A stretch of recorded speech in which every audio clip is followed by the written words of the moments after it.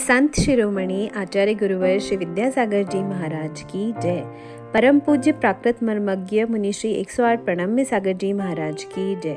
जय जिनेंद्र बंधुओं, आज हम आप सभी के समक्ष लेकर आए हैं तिथैर भावना ग्रंथ की 14वीं भावना आवस्या परिहीण भावना का सार, जिसमें गुरुदेव ने 9 गाथाओं के माध्यम से श्रमणों और श्रावकों के आवश्यकों के महत्व को समझाया है।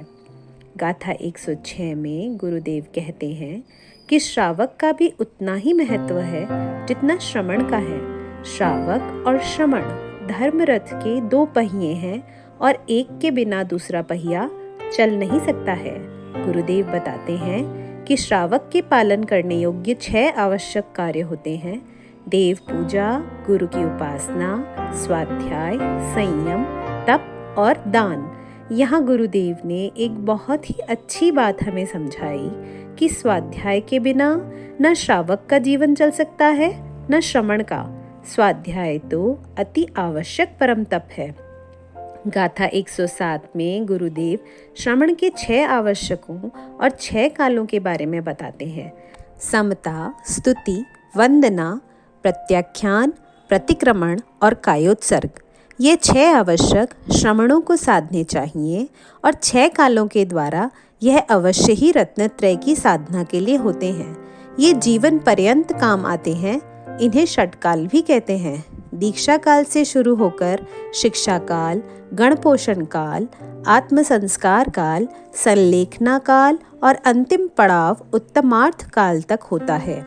आगे गुरुदेव ने द्रव्यलिंगी और भावलिंगी श्रमण का वर्णन करते हुए यह भी बताया कि जो आवश्यकों को पालता ही नहीं वह तो द्रव्यलिंगी श्रमण भी नहीं है। गाथा 108 में 6 आवश्यकों का महत्व बताते हुए गुरुदेव बताते हैं कि श्रमण का रूप, चर्या, वार्ता सब लौकिकता से परे होती है, अर्थात मुनियों की वृत्ति अलौकिक होती है। गुरुदेव कहते हैं कि धर्म में शॉर्टकट नहीं होता है। धर्म भावों से एकाग्रचित्त होकर पूर्ण विधि से करना चाहिए, क्योंकि जिनाज्ञा छूटने से सम्यक्त्व छूट जाता है और सम्यक्त्व छूटने से चारित्र टूट जाता है। गाथा 109 में रहस्योद्घाटन करते हुए गुरुदेव श्रावक को कहते हैं कि जिनाज्ञा से विपरीत चलने वाले श्रमण की सेवा शुश्रूषा में रुचि रखने वाला श्रावक भी जिन धर्म से रहित है। जीवन में कोई पुण्य कार्य ना कर पाएं तो दुर्गति होना निश्चित नहीं है, किंतु किसी को मार्ग से पतित करने में निमित्त बने तो अवश्य दुर्गति होगी। निर्मोही गृहस्थ मोक्ष मार्ग पर स्थित होता है, किंतु मोही साधु मोक्ष मार्ग पर स्थित नहीं होता है। इसलिए मोही साधु से निर्मोही गृहस्थ श्रेष्ठ है।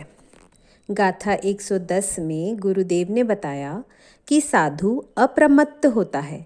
यहाँ अप्रमत्त का मतलब अप्रमत्त गुण स्थान से नहीं, अप्रमत्त भाव से है। साधु को आवश्यक ना तो जल्दी जल्दी करने चाहिए और ना ही धीरे धीरे करने चाहिए। गाथा 111 में गुरुदेव ने आश्चर्यजनक बात हमें समझाई कि आवश्यक पालन करने के लिए श्रावकों के लिए तो विशेष नियम नहीं होते, लेकिन श्रमणों के लिए विशेष नियम होते हैं।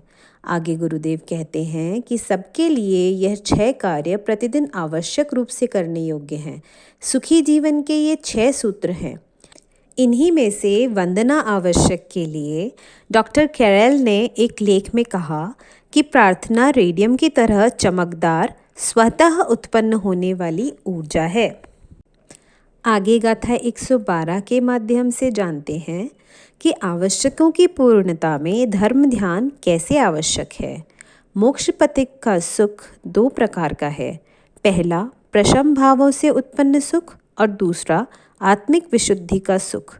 गुरुदेव ने इस गाथा में धर्म ध्यान का महत्व समझाते हुए कहा कि अंजना, सीता, पांडव, राम जैसे महापुरुषों ने इसी धर्म ध्यान से अभाव के समय में भी अपने परिणामों को निराकुल बनाए रखा था। ऐसे महापुरुषों के जीवन की कथा स्मरण करना भी विपाक विजय धर्म ध्यान है। जो नित्य प्रतिदिन इन आवश्यकों से धर्म ध्यान में निरत रहता है वही धर्म का पालन करता है। गाथा 113 में गुरुदेव ने द्रव्य प्रतिक्रमण और भाव प्रतिक्रमण की विवेचना करते हुए बताया कि जो वचन में प्रतिक्रमण होता है वह द्रव्य प्रतिक्रमण है, और जब यह भावों की विशुद्धि उत्पन्न करता है तो भाव प्रतिक्रमण होता है। गुरुदेव कहते हैं कि जब तक संकल्प पूर्वक आजीवन परिग्रह का त्याग नहीं होता तब तक भीतर से प्रत्याख्यान कषाय का अभाव भी नहीं हो सकता है। इसी गाथा में गुरुदेव ने यह भी ध्यान में रखने के लिए कहा कि बाह्य परिग्रह के त्याग के बिना अंतरंग में संयम भाव त्रिकाल में कभी नहीं होगा। इस भावना का उपसंहार करते हुए गाथा 114 में बहुत अच्छे और सरल उदाहरण के माध्यम से गुरुदेव ने समझाया कि मोक्ष पथिक उस मेधावी छात्र की तरह होता है जो सभी विषयों में पूर्णांक लाने की इच्छा रखता है। इसी प्रकार मोक्ष पथ पर चलने वाला भी अपने सभी आवश्यकों को आदर के साथ पूर्ण करता है। आगे पूज्य श्री कहते हैं कि पुण्य के फल से अपने आप बिन मांगे जो मिले उससे कोई हानि नहीं होगी, और अपने पुण्य से संसार वृद्धि की, पुत्र पुत्री, धन, वैभव, पद की लालसा नहीं करने पर किसी न किसी भव में मुक्ति अवश्य मिल जाएगी। यही इस गाथा का सार है।